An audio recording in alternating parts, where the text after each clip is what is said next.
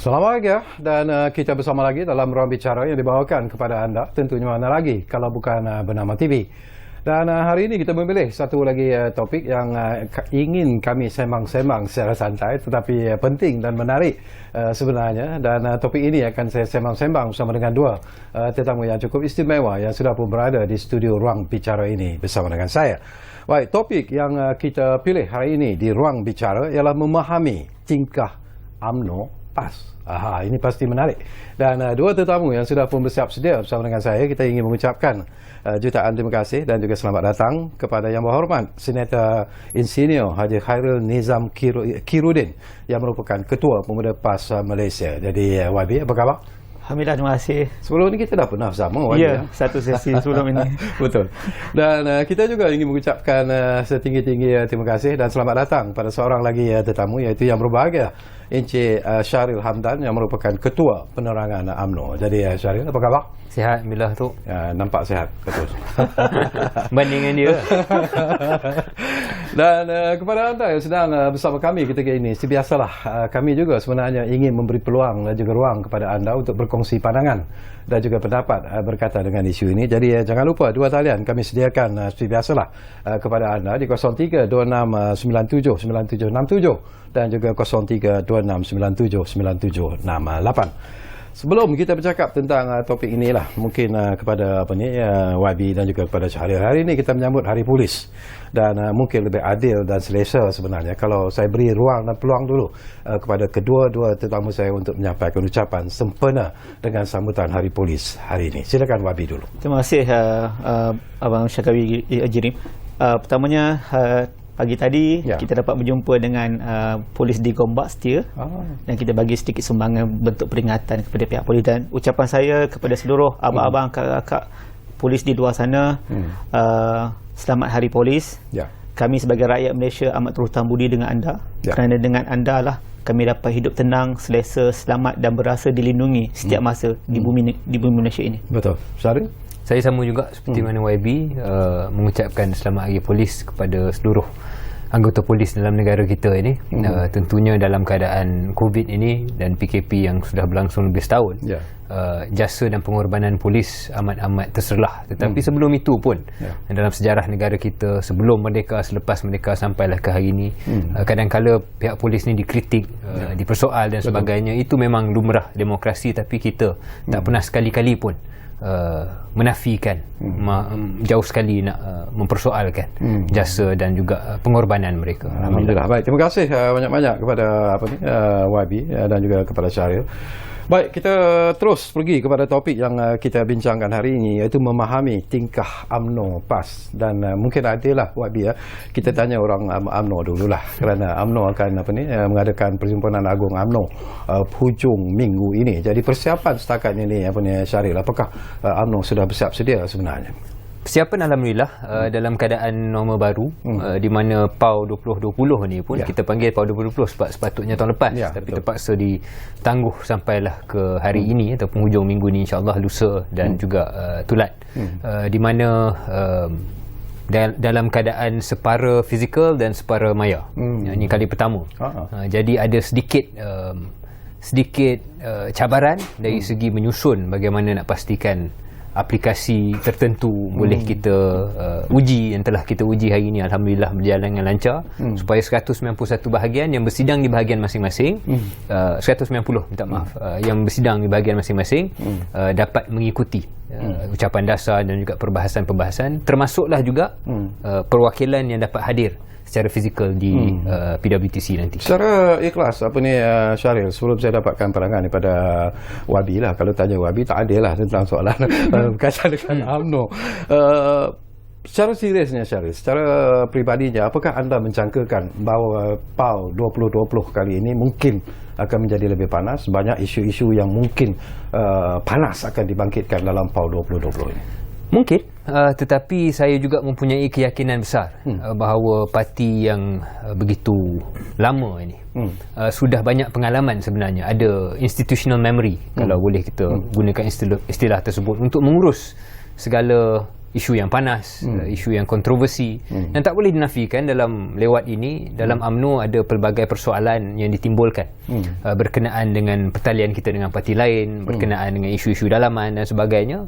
Dan harapan saya dan juga pimpinan lain adalah supaya PAU menjadi satu platform untuk kita menoktahkan segala persoalan supaya kita boleh benar-benar masuk ke fasa persiapan untuk menghadapi rakyat.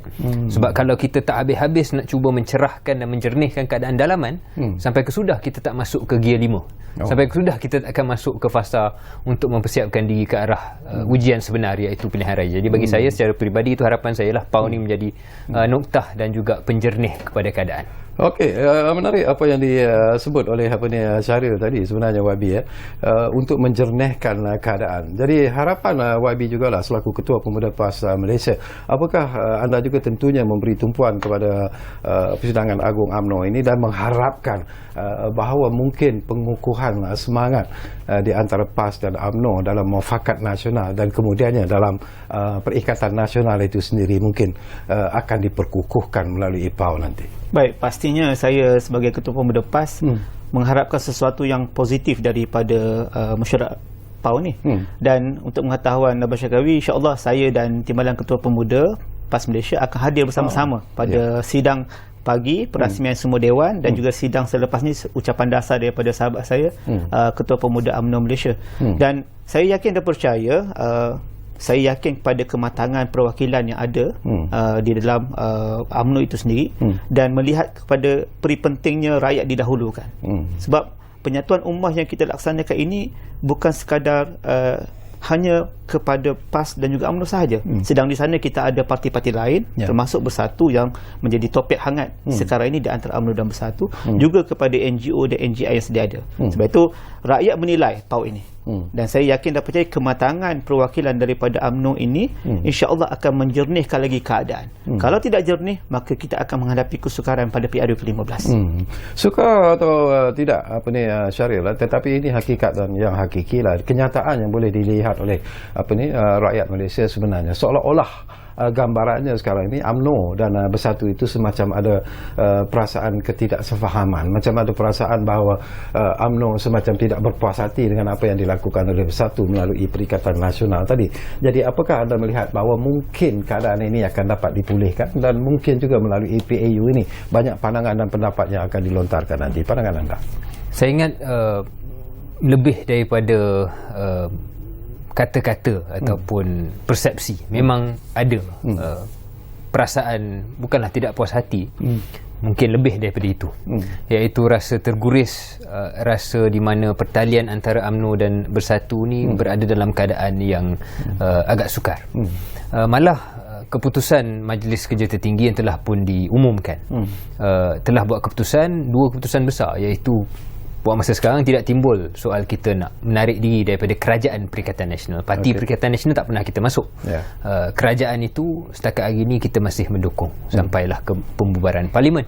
Tetapi setelah pembubaran Parlimen, keputusan MKT yang barangkali akan dibahaskan dalam Pimpinan Agung adalah supaya selepas itu tidak ada kerjasama dengan PPBM. Jadi itu keputusan UMNO. Soal kenapa, soal bagaimana kita nak menjernihkan keadaan, saya merasakan bahawa dalam keadaan di mana banyak persoalan dan pertikaian dalam UMNO, kita mesti berpandu keputusan parti. Jadi keputusan MKT telah dilaksanakan, PAU barangkali akan mengabsahkan keputusan tersebut.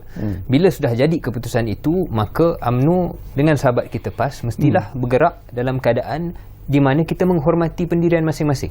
Yang ini yang mungkin kita nak bincang sedikit sebanyak. UMNO mesti menghormati pendirian PAS yang berbeza daripada UMNO soal PPBM. Janganlah disebabkan satu perbezaan itu, soal pihak ketiga itu, segala pertalian yang telah UMNO dan PAS jalinkan selama hampir 2 tahun terus kita gadaikan ataupun terus kita leraikan. Jadi itulah keadaan dan ujian persahabatan antara UMNO dan PAS sekarang, di mana kita boleh bersetuju 8 perkara. Kalau 1-2 perkara kita tak setuju, adakah kita masih mampu bergerak sederap dalam satu gagasan muafakat nasional? Menghormati pendirian masing-masing, itu sesuatu yang bagi saya cukup penting sebenarnya, Wabi. Tetapi kerana mengikuti apa yang disebut oleh Syahril tadi lah, dalam usaha menghormati pendirian masing-masing itu, PAS sekarang ini dilihat sebagai satu parti yang begitu banyak berdiam diri sebenarnya, tidak banyak membuat komen-komen berkaitan dengan apa yang berlaku, bukan saja dalam Muafakat Nasional tetapi juga dalam Perikatan Nasional itu sendiri. Malah ini pun menarik, ada tokoh yang menganggap bahawa sikap yang ditunjukkan oleh PAS ini mengakibatkan tokoh ini melabelkan PAS sebagai pelacur politik. Pandangan awak ni? Baik, pertamanya kami di Peringkat Pemuda PAS, jujurnya sebagai anak muda, kita terkilan dengan statement sebegitu rupa daripada seorang veteran ataupun negarawan negara. Tetapi banyak dah yang dilaksanakan oleh negarawan ini dalam membangunkan negara. Jadi takkan kerana kesilapan sedikit menyebabkan PAS terluka. Sebab itu pada pendapat kami jalan terus. Sebab dalam mesyuarat Muafakat Nasional yang kita lakukan 2 minggu sekali, kita menetapkan hala tuju yang jelas, bahawasanya kerjasama ini akan terus berlaku dan diperkasakan. Dan kita perlu menghormati dan dihormati. Maknanya dalam arti kata, jangan di kalangan pemimpin-pemimpin kita ini membuat kenyataan-kenyataan yang mengguris hati parti-parti masing-masing. Jadi konteks yang mengatakan 2 kolam 1 kolam, saya boleh katakan UMNO adalah sebuah parti yang bersama dengan sebuah parti lain, perikatan lain yang bukan sebagai Barisan Nasional. PAS sebuah parti bersama dengan satu lagi parti yang sebagai Perikatan Nasional. Jadi kedua-duanya digabungkan di dalam Muafakat Nasional. Jadi kalau PAS dikatakan bermain 2 kolam, UMNO juga bermain 2 kolam. Tetapi kalau itulah titik bengit yang menjadi punca kepada keretakan perpaduan ummah ini, saya rasa kita dah terkebelakang. Dalam keadaan sekarang yang orang Melayu mahukan kita ini bersatu. Dan kita kena ingat, UMNO, PAS bersatu adalah komponen di dalam Kerajaan Perikatan Nasional. Apakah itu maksud saya bahasa pelacur ada ya, saya rasa tak berapa sedap nak sebut untuk anak-anak muda di luar sana, anak-anak kita dengar. Tak sepatutnya seorang datuk, orang yang berpengalaman berkata perkataan yang tidak cantik dan tidak manis. Tapi pada kami, we move forward. Di Peringkat PAS Pusat dan Pemuda sendiri, kita tidak mengeluarkan kenyataan apa-apa pun bagi melayani kenyataan sebegini, sebab kami nampak pengukuhan Muafakat Nasional dan Perikatan Nasional perlu berjalan secara seiring. Sebab poin kita paling penting ialah PRU ke-15 dan pasca PRU 15. Kalau kita melihat kepada senario semasa juga, Syahril, UMNO juga dikatakan menghadapi saya tak nak sebut masalah lah, tetapi tekanan juga sebenarnya. Dikatakan bahawa dari segi semangat perpaduan di kalangan ahli-ahli UMNO juga sekarang ini seolah-olah terjejas. Sudah ada camp dalam UMNO itu sendiri. Sejauh mana betul ataupun tidaknya persepsi ataupun andaian dan juga pandangan seperti ini? Saya nak respon sikit kalau boleh pada sahabat saya soal bagaimana beliau menyifatkan persepsi ataupun label yang diberikan kepada masing-masing. Bagi saya yang menjadi satu cabaran buat pertalian antara UMNO dan PAS ini. UMNO bersama dengan PAS selepas kejatuhan Kerajaan BN. Dan di situ kita wujudkan bersama, kita jayakan bersama Muafakat Nasional. Muafakat Nasional itu pada waktu itu jelas bahawa UMNO sebahagian daripada BN dan PAS sebahagian daripada Gagasan Sejahtera. Jadi pada waktu itu tak timbul soal berapa kolam dan sebagainya. Yang menjadi sedikit bermasalah adalah apabila jatuhnya PH dan dijadikan Kerajaan Perikatan Nasional dan keanggotaan PAS dalam Perikatan Nasional itu yang merumitkan hubungan antara UMNO dan PAS sedikit. Tetapi macam saya sebut tadi, setelah apa yang kita bincang, kita pun banyak mesyuarat bersama. Akhirnya UMNO kena hormat pendirian PAS, PAS kena hormat pendirian UMNO. Dalam keadaan itu, saya setuju juga dengan sahabat saya, segala kenyataan, segala tomahan, lemparan kenyataan-kenyataan tertentu itu perlulah kita berjaga-jaga. Itu apply untuk kedua-dua belah pihak. Betul. Tapi balik kepada soalan Datuk tadi, soal persepsi, tanggapan dalam UMNO ada banyak camp dan sebagainya. Bagi saya, untuk UMNO berjaya, saya sebagai yang muda sikit lah dalam parti, untuk UMNO berjaya, kita mesti menggarap dan menggunakan segala aset dalam UMNO. Ada aset dalam UMNO ni yang dalam kerajaan, ada aset dalam UMNO ni yang di luar kerajaan. Kedua-dua jenis ataupun kelompok ini sepatutnya tidak dikelompokkan pun, tidak diklusterkan pun. Tapi andai kata ada yang nak melihat dalam sudut itu, bagi saya menteri-menteri UMNO ada peranan dia untuk mempopularkan UMNO. Pemimpin-pemimpin UMNO, presiden, timbalan presiden yang senior-senior yang tidak berada dalam kerajaan juga ada kebebasan untuk memberi kritikan-kritikan membina terhadap Kerajaan Perikatan Nasional. Dengan keadaan dan juga senario politik yang baru ini, di mana UMNO menjadi sebahagian daripada kerajaan tanpa memimpinnya, inilah cara dan kaedah untuk kita cuba sampaikan kepada rakyat. Kita main peranan dalam satu kerajaan baru sekarang ini, tetapi kita tidak memimpinnya, maka kepimpinan kita yang tidak ada dalam kerajaan, yang bukan menteri, ada hak, ada kebebasan untuk menyuarakan pandangan andai kata perkara-perkara kita tak setuju. Contoh, baru tadi undi 18 dikatakan nak dipanjangkan ataupun dilanjutkan sampai ke September 2022. Saya secara peribadi dan pimpinan lain dalam UMNO pun dah keluarkan kenyataan yang tak ada dalam kerajaan, sebab mungkin dalam kerajaan dia tak boleh, tak ada freedom nak bercakap perkara tu. Kita tak setuju sebab kita rasa perkara ni perkara yang patut dihormati apa yang telah diundi dalam parlimen sebelum-sebelum ini.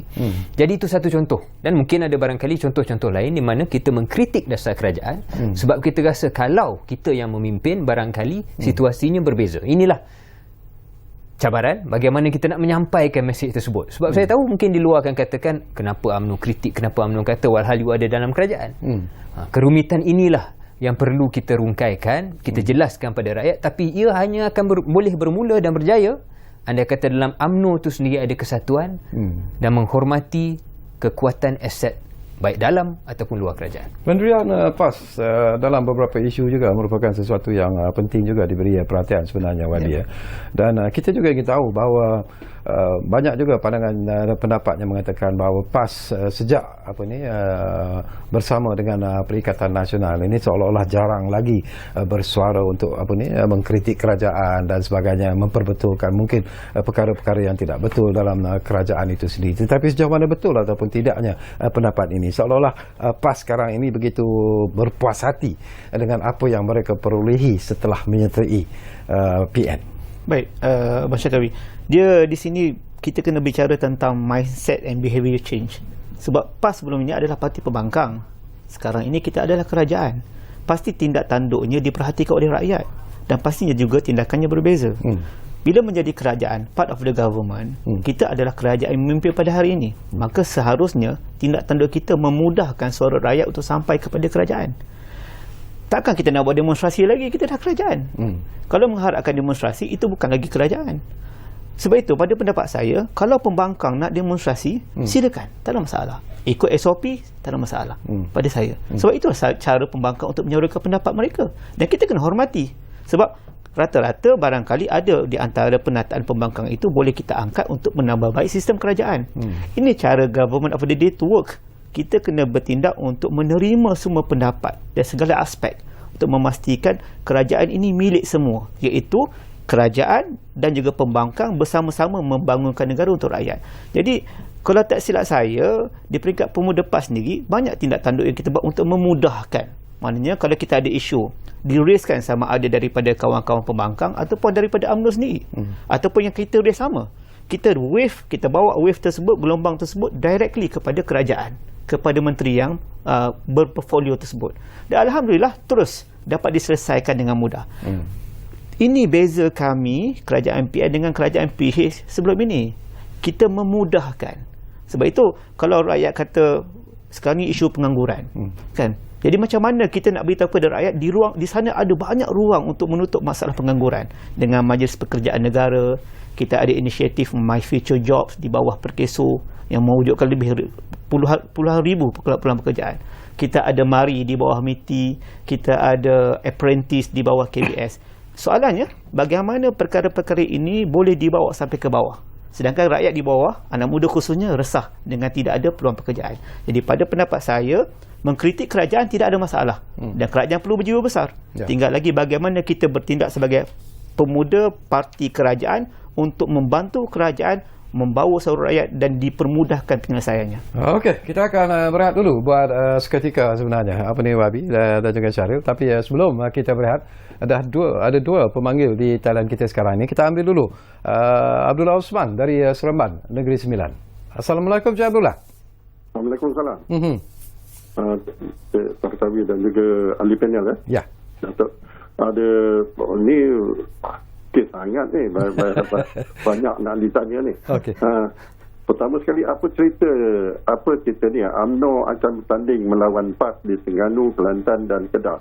Adakah benar? Okey. Dan lagi satu, UMNO nampaknya dah terbagi dua. Satu kumpulan menyokong presiden, satu timbalan presiden. Okey.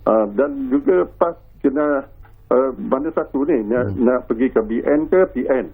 Dan lagi satu ialah saya perhatikan dalam grup WhatsApp, orang makin hamun bukan saja parti PAS tapi pemimpin-pemimpin PAS kerana berubah-ubah sikapnya. Okey. Apa pandangan? Terima kasih. Baik, terima kasih banyak-banyak Encik Abdullah Osman.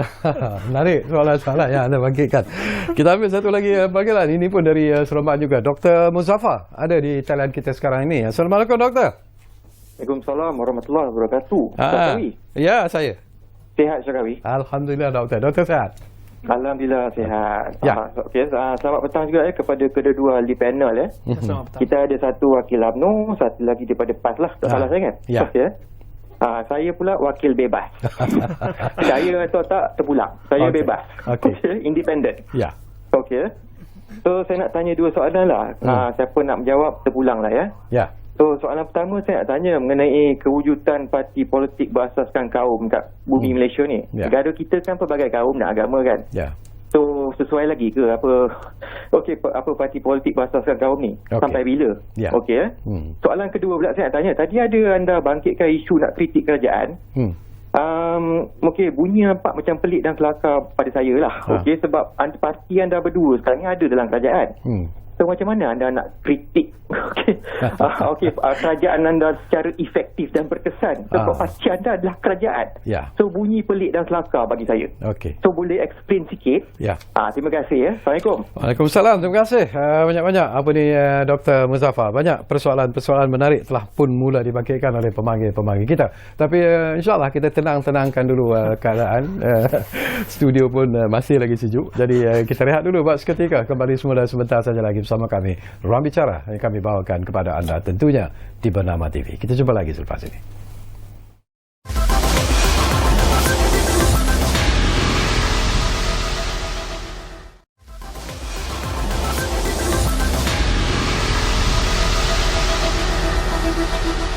Baiklah, kita kembali semula ke Ruang Bicara ini. Masih lagi bercakap tentang memahami tingkah UMNO PAS. Mungkin ada baiknya kalau kita jawab dulu persoalan yang dibangkitkan oleh Dr. Muzaffar. Saya tak tahulah antara dua tetamu ini siapa yang ingin menjawab persoalan ini. Apakah masih relevan ataupun masih perlu lagi sebenarnya kewujudan parti-parti politik yang ditubuhkan itu berasaskan kaum kalau kita lihat kepada situasi sekarang ini. Tadi siapa yang nak jawab? Mungkin? Boleh? Ya, silakan.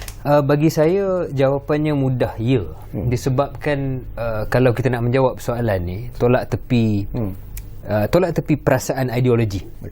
Sebab soalannya adakah relevan? Kalau tak relevan, mustahil UMNO masih mendapat undi orang Melayu dan blok undi Melayu paling besar. Ya. Walaupun dalam PRU14 dalam keadaan mana kita kalah, kalau lihat statistik, kita masih dapat dalam 40 ke 45% undi orang Melayu. Selebihnya PAS dan juga PH dapat juga. Jadi di situ saja sudah membuktikan bahawa di Malaysia ni masih ada kemahuan di kalangan pengundi untuk satu parti yang berteraskan kaum. Tetapi saya setuju dengan mungkin apa semangat yang Dr. Muzaffar cuba sampaikan, iaitu parti yang berasaskan kaum, nombor satu, tak semestinya perlu berada dalam senario politik ataupun retorika politik yang sentiasa memainkan segala-gala isu based on kaum. Tak semua isu yang perlu dilihat dengan kanta kaum. Itu nombor satu. Nombor dua adalah perlunya untuk kita pastikan kepimpinan orang Melayu itu boleh diterima oleh kaum-kaum lain. Zaman UMNO paling gemilang yang saya impikanlah sebagai orang muda dalam parti adalah zaman di mana orang Cina, orang India, Iban Kadazan boleh respect dan juga nak sokong, nak undi UMNO, nak UMNO jadi kerajaan. Bukan dalam satu situasi di mana kita mesti 100% menggunakan sentimen kaum dan kita nak undi orang Melayu saja. Sekarang ni dalam keadaan 2-3 PRU yang kebelakangan, dilihat bahawa sokongan bukan Melayu, khususnya kaum Cina, terlalu rendah. Dan sudah ada suara dalam UMNO mengatakan undi Cina ni kita biarkan. Kita anggap tak ada. Bagi saya itu tak sihat.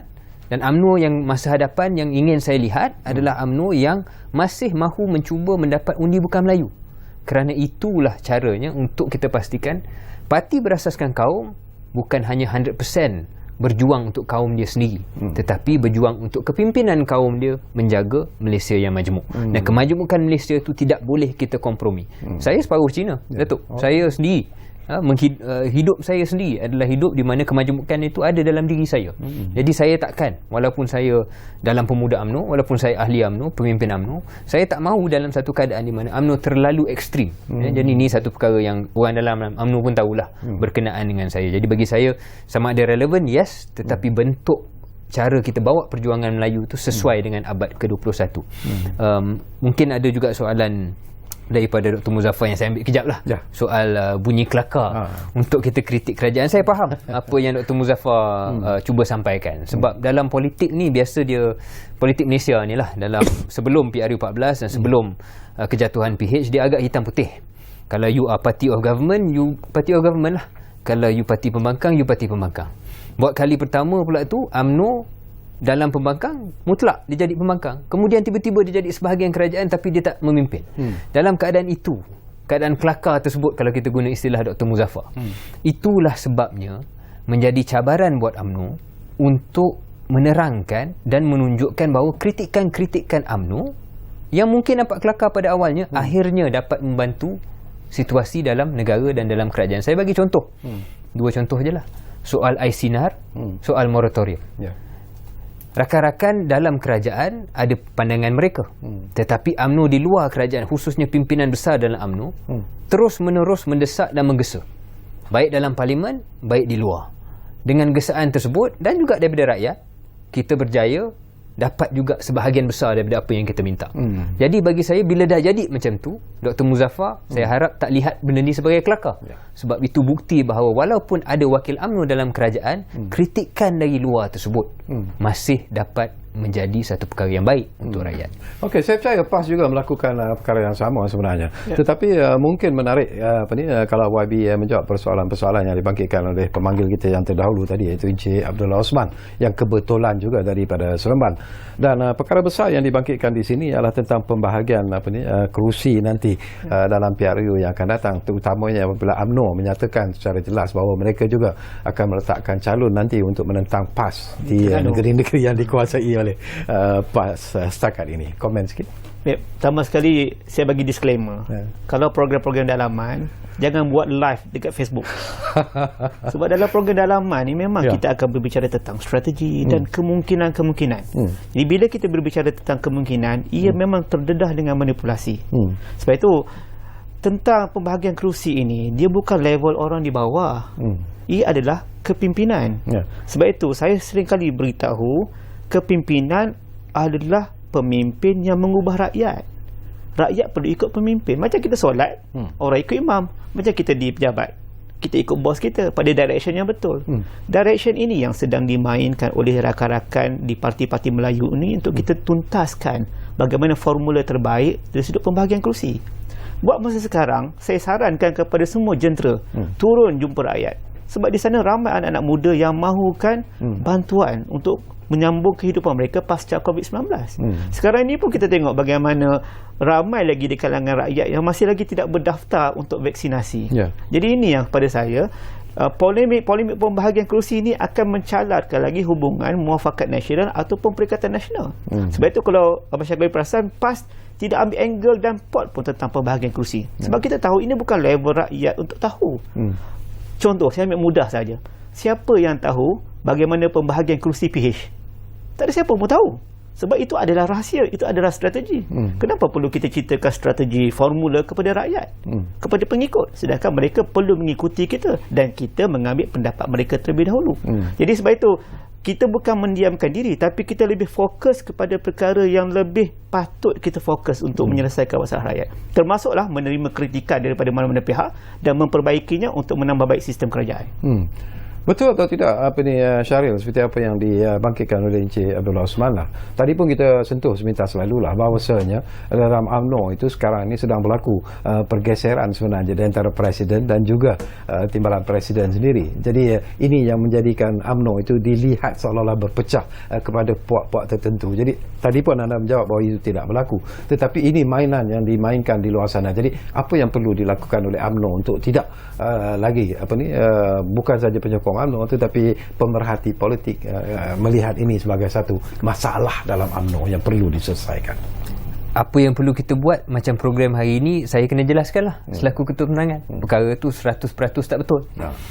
Saya boleh ceritakan betapa banyaknya, tanpa saya nak cerita terlalu banyak rahsia lah, betapa banyaknya tugas-tugas dan tanggungjawab penting yang Presiden Parti beri kepercayaan pada timbalan.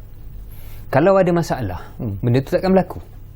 Tapi sebagai contoh, yang mempengerusikan jawatan kuasa pemandu Muafakat Nasional, yang berjumpa sekali 2 minggu, kita ada dalam mesyuarat itu kami berdua, adalah timbalan Presiden PAS, timbalan Presiden UMNO. Dan itu dipersetujui oleh Presiden UMNO awal-awal lagi.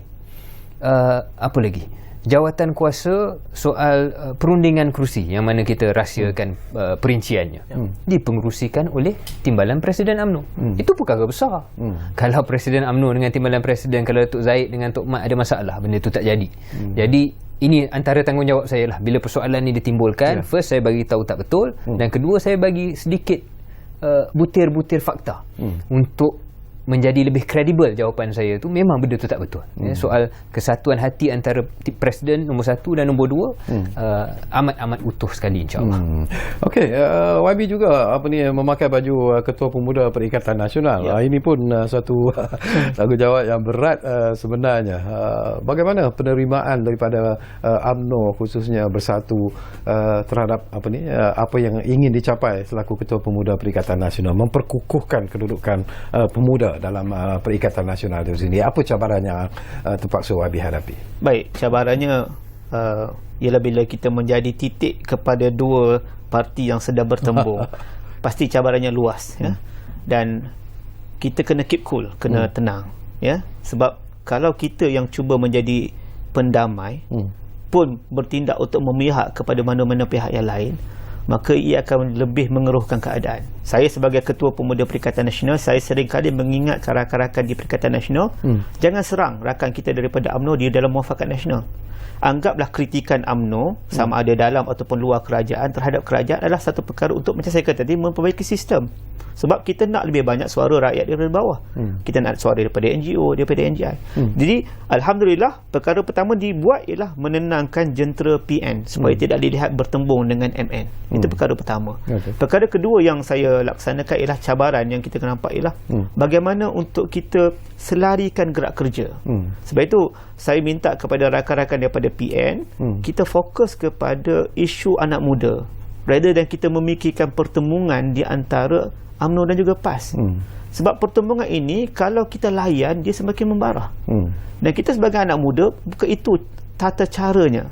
Anak muda perlu dilihat bekerja dan perlu bekerja. Biarlah titik bengit ini diselesaikan oleh abang-abang dan pakcik-pakcik kita di atas. Kerja kita adalah untuk menyatukan. Dan ini yang sedang kita cuba laksanakan, sama ada dengan menggunakan wadah MN ataupun PN. Di peringkat MN, baru-baru ini saya mengadakan satu program bersama dengan Datuk Dr. Ashraf. Kita buat program sanitizing, ya, kepada sekolah kebangsaan. Itu contoh yang kita cuba portraykan kepada rakyat bahawasanya kalau kita fokus kepada kerja-kerja kebajikan, kerja-kerja meningkatkan kebolehkerjaan anak muda, kita tidak ada masa lagi nak dwelling ataupun nak berbicara tentang soal perpecahan, soal-soal kecil yang sebenarnya bukan duduk di bawah, tetapi seharusnya dibincangkan di peringkat atas. Sesuatu yang menarik juga apa yang nak dapatkan pandangan Syahril lah. Ini bila kita cakap tentang mainan dalam media sosial. Media sosial dan orang ramai ni dia dah anggap macam irama dan lagu lah sekarang ni. Dah tak boleh dipisahkan lagi. Tetapi menggunakan media sosial untuk menyerang misalnya orang kuat, ada orang kuat UMNO yang menggunakan media sosial, misalnya menyerang Perdana Menteri secara direct misalnya, walaupun dia tahu bahawa UMNO berada bersama-sama dengan PAS dalam dan juga bersatu dalam Perikatan Pakatan Nasional. Amalan-amalan seperti ini tidakkah anda melihat sebagai membangkitkan lagi kadang-kadang saya gunakan istilah kebencian terhadap bukan saja individu tersebut tetapi kepada parti UMNO secara keseluruhan? Bagi saya soal media sosial ini dan juga penyokong-penyokong mana-mana parti, ada kalanya kritikan mereka, pandangan mereka akan dilontarkan dengan kaedah dan cara yang sensasi. Dan dalam media sosial ni lagi sensasi kita punya ayat, lagi banyak kita punya likes, lagi banyak kita punya share. Tetapi kita kena membezakan antara individu yang ada pendirian dia sendiri dan bebas untuk menyatakan pendiriannya, dan juga pendirian rasmi dan kenyataan-kenyataan rasmi daripada pimpinan parti. Jadi kalau kita bezakan dua perkara tu, insya-Allah tak ada masalah. Sebab kalau Datuk sebut tadi soal serangan terhadap Perdana Menteri, kadang-kadang ada ahli dan penyokong UMNO, tak pastilah ahli, penyokong UMNO yang serang juga pemimpin UMNO. Jadi bagi saya sebagai ketua penerangan UMNO, sebelum saya risau lah bab Presiden PPBM kena serang dengan orang UMNO, saya risau dulu jentera ataupun penyokong-penyokong parti kadang-kadang menembak sesama sendiri. Jadi bagi saya itu sebenarnya amalan yang perlu kita bendung, kerana peluru yang sepatutnya ditujukan kepada lawan, kalau ditujukan pada sesama sendiri, itu yang jadi masalah paling besar. Saya nak tambah seminit. Ya, silakan. Mengkritik ini dibolehkan, tetapi pun ada adabnya. Dan kalau kita kritik dengan fakta, bismillah, jalanlah, tak ada masalah. Pada saya pun tak kisah dikritik dengan fakta. Tapi kalau memfitnah, nantilah tindakan mahkamah. Jangan pula bila kita yang difitnah, kita tak boleh jadi Sayyidatina Aisyah sepanjang masa diam saja. Kita ni nak jantan, mungkin kita akan saman dekat mahkamah. Kalau kamu rasa apa yang kamu cakap tu betul, maka bersedialah untuk menghadapi suasana mahkamah. Itu pada saya, mengkritik biarlah jujur. Sebab mengkritik ini kena ingat, kalau kita kritik ini dengan kritikan yang salah, ia menjadi fitnah, dan fitnah ini akan dihukum sebesar-besarnya oleh Allah Subhanahu Wa Taala. Saya setuju, tapi perkara itu terpakai untuk semua, bukan hanya untuk mana-mana pihak. Okey, kita berehat kali terakhir dan kembali nanti. Tak banyak lagi masa yang tinggal, tapi mungkin sempat lagi saya kemukakan beberapa lagi persoalan-persoalan yang menarik kepada kedua-dua tetamu saya yang berada di studio Ruang Bicara ini. Kita rehat sekali lagi.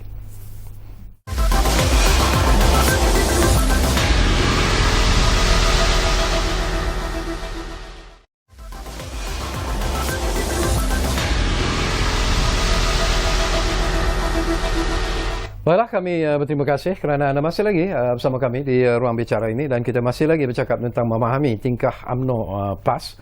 Ada dua pemanggil di talian sekarang ini. Kita ambil dulu Zaini dari Pahang. Assalamualaikum Zaini. Waalaikumsalam, ya. Datuk Sakawi. Ya, saya.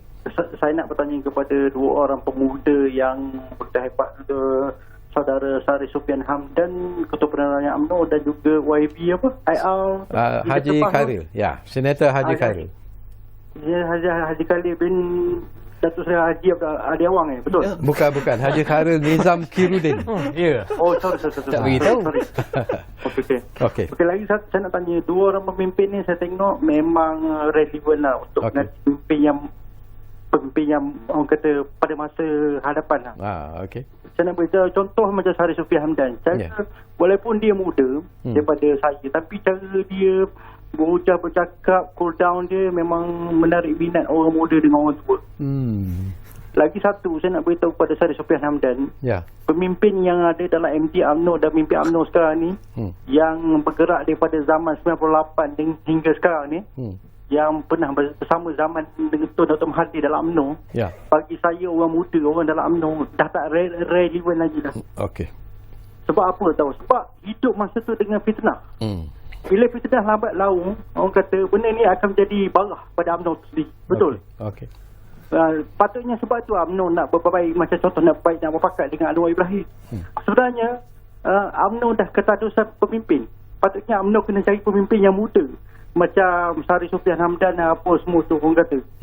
Itu yang jadi masalah. Lagi satu macam PAS rasa tidak ada masalah. Cuma ada masalah sikit di Terengganu, di Kedah, di Kelantan, biasalah sebab PAS yang kuasai. Rasa saya di Pahang ni PAS dengan orang PAS dengan UMNO di bawah Kaumi tak ada masalah. Orang UMNO pun orang PAS dah lama terima antara satu sama lain di Pahang. Itu kita punya solidnya. Cuma nak beritahu Sari Sufiah Hamdan ni pemimpin yang ada dalam UMNO sekarang, pemimpin atasan dah tak relevan lagi. Okey. Sebab mereka hidup berjuang menjadi pemimpin semua dalam Islam. Okey. Baik, Okey, kita ambil terima kasih. satu. Ya, Waalaikumsalam. Kita ambil satu lagi panggilan, Mazlan dari Kedah. Assalamualaikum, Lan. Halo, Tuan Mazlan. Halo. Okey. Mungkin sudah pun terputus. Menarik apa ni Zaini dari Pahang tadi. Jadi dia pujilah Syaril. Dia puji ada tokoh, ada benda ada juga bakat. kena betul. Tapi barangkali apa yang dibangkitkan Syaril, sesuatu yang penting dan menarik jugalah sebenarnya bagi PAS dan juga bagi UMNO lah. Barangkali masanya sudah sampai lah untuk mengenengahkan darah-darah muda lah dalam kepimpinan kedua-dua parti ini. Kerana darah-darah muda ini mungkin akan memberikan satu sinar ataupun satu dimensi yang lebih menarik sebenarnya kepada kebangkitan semula UMNO dan juga kekuatan PAS sendiri. Jadi pandangan anda dulu. Pandangan saya memang saya setuju sangat. Soal permajaan parti ini yang relevan pada semua parti, bukan hanya UMNO, saya yakin juga PAS dan parti-parti Pakatan Harapan pun saya yakin mereka juga sedar tentang perkara ini. Sebab ia bukan mencerminkan mana-mana individu ataupun kelompok dalam mana-mana parti. Ia mencerminkan realiti dunia politik hari ini. Di mana kalau tak ada undi 18 pun, grup pengundi bawah 40 tahun adalah yang paling besar berbanding dengan julat-julat umur yang lain. Dan generasi Y, generasi Z ini, cita rasa dia, cara pemakaian dia semua berbeza. Minat dia, cara dia bercakap, pendedahan dia kepada perkara-perkara dan informasi di luar cukup berbeza daripada generasi pra-merdeka maupun pasca merdeka. Jadi atas sebab itu sahaja pun sudah cukup untuk kita mahu menengahkan lebih ramai yang datang daripada generasi tersebut. Tapi saya datang daripada Parti Melayu. Orang Melayu ni ada adab dia, ada cara dia, ada juga penghormatan kepada orang lama. Dan perkara ni tak boleh kita pisahkan. Tak boleh dalam budaya Melayu macam ni, lepas tu tiba-tiba dalam parti politik kita nak remaja semua. Jadi bagi saya ada keseimbangan. Cuma kita nak pastikan keseimbangan itu tidaklah terlalu berat kepada generasi yang dewasa. Kita nak seimbangkan semula supaya ada juga wakil-wakil. Dan saya rasa di bawah Presiden UMNO hari ini dengan beraninya melantik orang macam saya sebagai ketua penerangan, satu jawatan yang biasanya di-reserve untuk otai-otai lah, kalau kita boleh pakai istilah tu. Saya ni jauh lagi dari segi pengalaman, kebijaksanaannya jauh ditinggalkan oleh mereka yang lebih dewasa.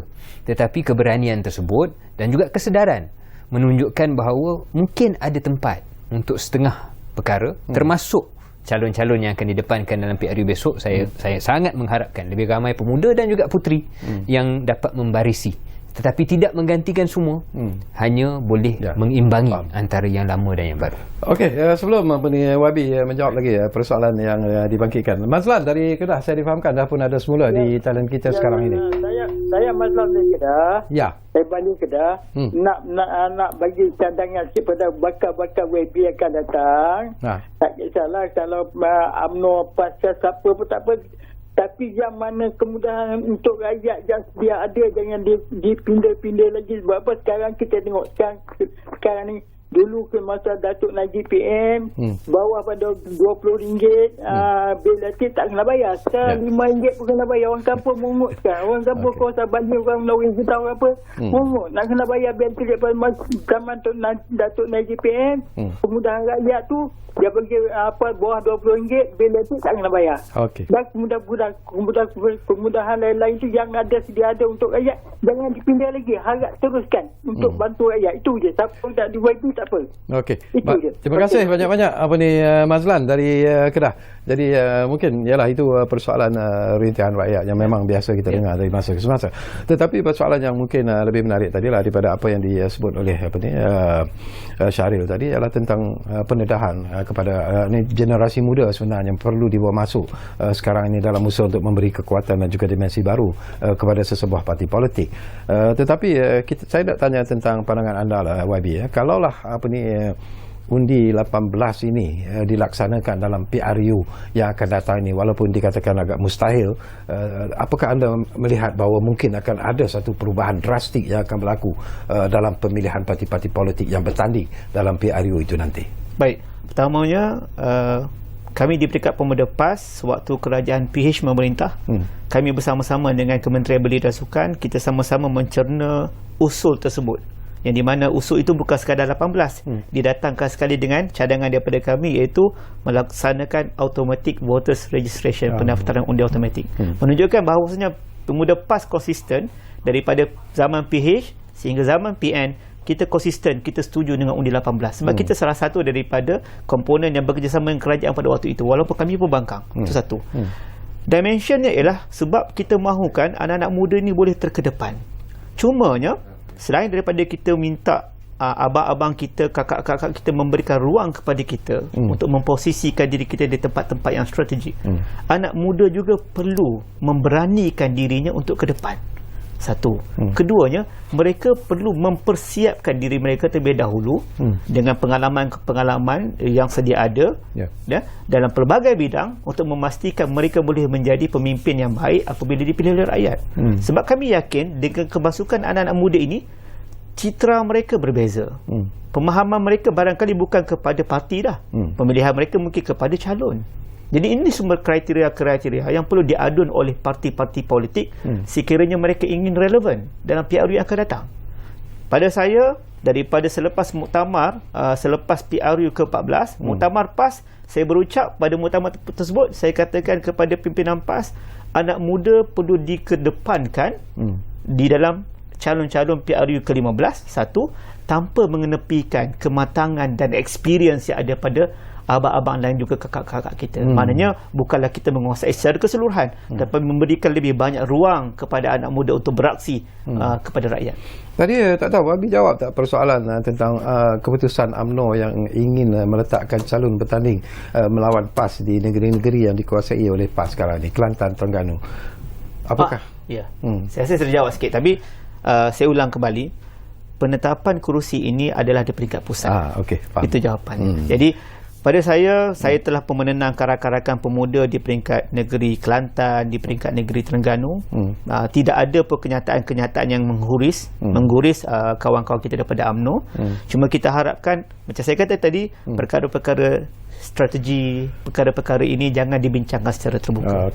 Sesuatu yang penting juga, Syahril. Ada juga pandangan yang mengatakan bahawa kadang-kadang UMNO ini terlalu yakin, too confident sebenarnya. Seolah-olah mereka satu parti yang tidak boleh diganggu-gugat, masih lagi ada penyokong yang kuat dan sebagainya. Apakah anda merasakan bahawa akan sampai satu ketika nanti di mana UMNO sendiri mungkin dah tak perlu bekerjasama dengan PAS, mereka ingin berdiri sendiri dalam PRU akan datang ini dan mereka yakin bahawa mereka boleh menang dalam PRU tersebut? Keyakinan itu apakah sesuatu yang dilihat sebagai satu impian dan apakah itu satu kenyataan? Beberapa perkara. Pertama, kalau UMNO ada sindrom overconfident, saya rasa keputusan PRU 14 dah cukup mengajar kita. Kalau kita mengulangi sindrom keyakinan yang melampau itu, maka yang salah, yang rugi adalah kita, kerana tak makan saman lah bahasa mudahnya. Jadi bagi saya dan saya rasa sama nada dengan orang UMNO yang lain. Walaupun kita ada keyakinan, walaupun kita akan tetap mengatakan bahawa akar umbi kita yang paling berangkai sampailah setiap negeri melainkan Sarawak, walaupun kita akan kata undi asas kita, undi core UMNO adalah lebih besar daripada parti-parti lain, walaupun kita yakin dengan pengalaman track record kita mentadbir kerajaan lebih baik daripada PH maupun PN hari ini, walaupun kita cakap semua perkara itu, tetapi pada masa yang sama timbul kesedaran, dan saya yakin dalam Perhimpunan Agung lusa nanti, tulat nanti pun akan diulangi proses untuk kita sedar bahawa ada lagi penambahbaikan yang perlu. Perkara itu mesti berjalan. Kalau UMNO, terutamanya kalau kita berpegang pada ketetapan tidak ada kerjasama dengan Perikatan Nasional ataupun PPBM lah, tidak ada kerjasama dengan PPBM atau PRU nanti, maka menjadi lebih mustahak untuk UMNO memperbaiki dirinya. Menjadi lebih mustahak untuk UMNO sedar bahawa tak semua orang rakyat Malaysia ni suka dekat UMNO. Belum lagi. Jadi bagi saya, dua perkara itu tidak kontradik. Keyakinan untuk kita mengadakan satu ketetapan, mengambil jalan yang sedikit berliku, dan juga kesedaran bahawa kita belum lagi capai satu tahap yang kita boleh terlalu egois. Kedua-dua perkara itu boleh jalan seiring. Dan pada soalan Datuk tadi, adakah sampai satu tahap UMNO boleh bergerak sendiri, saya nak perbetulkan satu persepsi. Ada tanggapan bahawa UMNO ni nak pergi sendiri solo dan sebagainya. UMNO tak pernah pun merintah sendiri. Zaman kita menang besar bawah Tun Abdullah pun, Pak Lah pun, PRU 12 ataupun PRU 11. Waktu itu pun kita tidak memerintah sendiri. Kita masih memerlukan rakan-rakan dalam komponen Barisan Nasional yang waktu itu ada penyokongnya, ada kursinya. Jadi bagi saya dalam keadaan ini, kalaupun UMNO nak mempopularkan diri sendiri, itu lumrah politik, tetapi kita tidak sampai satu tahap kita menutup kerjasama dengan semua orang. Tidaklah sampai kita delusional ke tahap itu, insyaAllah. Okey, tinggal lebih kurang 2 minit saja lagi, YB. Cepat masa berlalu sebenarnya. Harapan YB sendirilah, ialah mungkin selaku Ketua Pemuda PAS Malaysia, YB ingin melihat bahawa PN itu mungkin akan dapat dikekalkan. Kerjasama dengan UMNO melalui Muafakat Nasional juga mungkin dapat dikekalkan. Tetapi dalam politik macam-macam boleh berlaku. Tetapi harapan YB sendirilah kepada apa yang sedang berlaku kalau kita lihat kepada perkembangan politik semasa. Baik, saya rangkumkan dengan ucapan Sayyidina Ali. Sebab kita tahu dalam tokoh 4 Khulafa' Ar-Rasyidin ini, Sayyidina Ali lah berdepan dengan suasana yang getir, kerana sebelum beliau mengambil jawatan tersebut, beliau berdepan dengan peristiwa fitnah kubra, iaitu pembunuhan Sayyidina Osman. Jadi Sayyidina Ali dibagi 2 formula besar untuk penyatuan ummah. Satu, dia kata apa? Kita mesti bekerja dengan jujur untuk penyatuan ummah. Maknanya dalam arti kata lain, sama ada baik PAS, baik UMNO, baik Bersatu, kita kena jujur. Jangan buat jajaran baru ke, jangan buat perbincangan-perbincangan di belakang ke. Kalau kita fokus kepada muafakat, then we focus on muafakat. Kalau kita fokus pada PN, kita fokus pada PN. Hormatilah apa yang telah kita persetujui sebelum ini. Sebab perkara ini telah pun diberitahu, dia bukan berlaku di dalam kelambu, dibincang dalam mesyuarat, sama ada dengan di antara Muafakat Nasional sendiri. Jadi pada saya, pertama sekali kena bekerja dengan jujur. Rakyat menilai, kalau kita tidak jujur, kita akan dihukum oleh rakyat. Kedua ialah tolong, kata Sayyidina Ali kata apa? Jaga lidah dengan jaga tangan supaya tidak mencaci dan juga mengambil hak orang lain. Jadi benda ini kita kena jaga. Dan nak muafakat, nak mendamaikan, perkara pertama ialah toleransi. Please tolerate, sabar, ikhlas, betul ansur. Saya yakin 1 lawan 1 dalam PRU ke-15, insyaAllah. Okey, ada masa lagi sebenarnya, Syaril. Harapan anda, Syaril, seringkas-ringkasnya lah sebelum kita berpisah. Harapan saya untuk UMNO, saya ingat dah jelaskan, saya tak perlu ulang lagi dari segi apa yang saya nak lihat PAU dan selepas PAU. Harapan saya berkenaan dengan hubungan UMNO dan PAS ini, tentunya tak jauh beza daripada sahabat saya yang Muhammad Ayar Hairil, di mana keikhlasan yang telah kita pamerkan sesama kita, terutamanya sebelum drama Kerajaan Perikatan Nasional, janganlah kita lupakan perkara itu. Dalam cabaran yang bakal kita hadapi ni, dalam minggu-minggu, bulan-bulan mendatang, akan ada banyak persoalan-persoalan yang kita dah cuba sebut sikit-sikit tadi, yang akan menjadi lebih terserlah. Di saat itu persahabatan kita akan diuji, dan saya mendoakan, saya harapkan bahawa kita kedua-dua individu dan juga parti lulus ujian tersebut, InsyaAllah. Baik, terima kasih banyak-banyak kepada Encik Syaril Hamdan. Terima kasih kepada Yang Berhormat Senator Haji Khairil kerana sudi bersama saya di ruang bicara ini, dan insyaAllah mungkin ini bukan kali terakhir sebenarnya. Saya ingin lagi kedua-dua tetamu ini berada di studio ruang bicara ini untuk bercakap tentang isu-isu politik, kerana sesungguhnya lah kalau kita lihat kepada senario politik semasa yang berlaku ketika ini, ianya sesuatu yang amat sukar sebenarnya untuk kita jangkakan. Dan saya percaya bahawa mungkin juga rakyat Malaysia akan menjadi lebih dewasa sebenarnya untuk memahami tentang perkembangan politik semasa. Terima kasih kepada anda yang menumpukan perhatian bersama kami di ruang bicara ini, dan jangan lupa kita masih lagi berjuang menentang pandemik COVID-19. Dan jangan lupa pesanan yang selalu kami sampaikan, kita jaga kita jaga keluarga kita, dan yang lebih penting, kita jaga negara kita. Jumpa lagi.